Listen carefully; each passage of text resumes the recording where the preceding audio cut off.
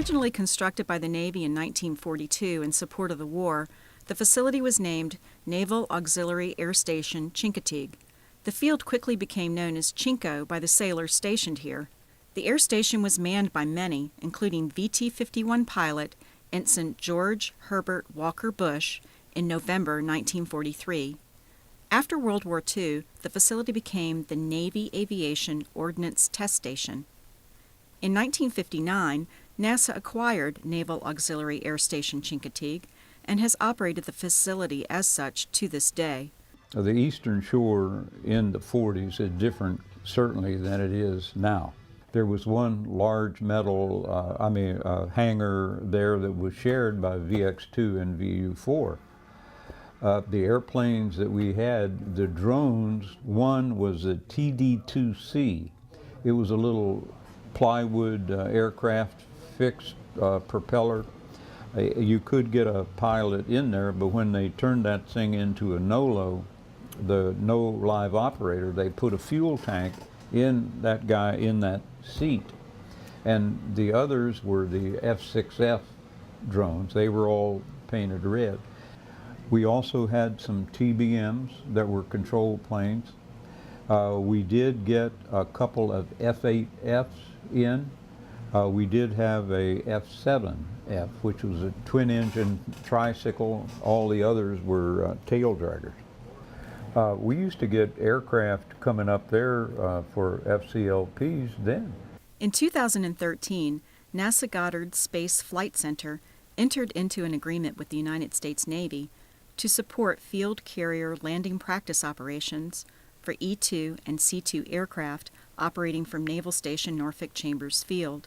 The E-2 Hawkeye is a high-wing, all-weather, carrier and shore-based airborne early warning command and control aircraft that is utilized to aid the carrier strike group in air-to-air intercepts, air-to-ground strike control, airborne battlefield command and control, airspace management, and search and rescue. The E-2 is easily recognizable by the large, round radar dome on top, the 4 vertical stabilizers mounted to the horizontal stabilizer, and the distinctive humming sound made while flying. The C-2A Greyhound is a high-wing, carrier and shore-based logistical aircraft, also known as the COD, which stands for Carrier Onboard Delivery. The C-2 is a cargo aircraft designed to deliver mail, personnel, and parts to and from the aircraft carrier. The aircraft is distinguishable due to the large, wide body and dual turboprop engines. The C-2 looks a lot like the E-2 without the radar on top. Due to the high level of skill required to land an aircraft on a moving aircraft carrier flight deck, Field Carrier Landing Practice, or FCLP, is an important phase of flight training. It precedes carrier landing operations and simulates the conditions encountered during day or night carrier landings in a controlled environment. Field Carrier Landing Practice, or FCLP, is conducted using a racetrack pattern 1 to 1.5 miles wide and at 600 feet above ground level during the downwind leg. It is crucial to the success of carrier aviation that field carrier landing practice be conducted during both day and nighttime conditions.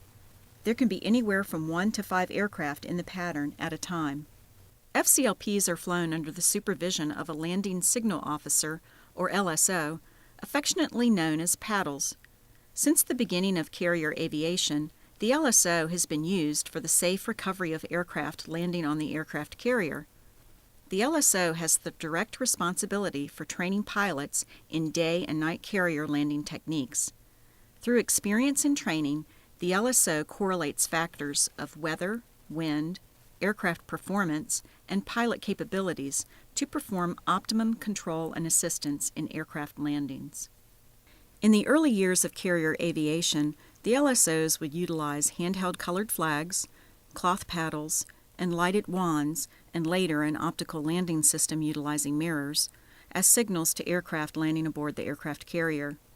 It wasn't until 1970 when the Fresnel Lens Optical Landing System, or FLOLS, was introduced to carrier aviation, improving the hardware and functionality of this very useful landing aid. In 2004, the FLOLS was replaced by the improved Fresnel Lens Optical Landing System, or eye-flows.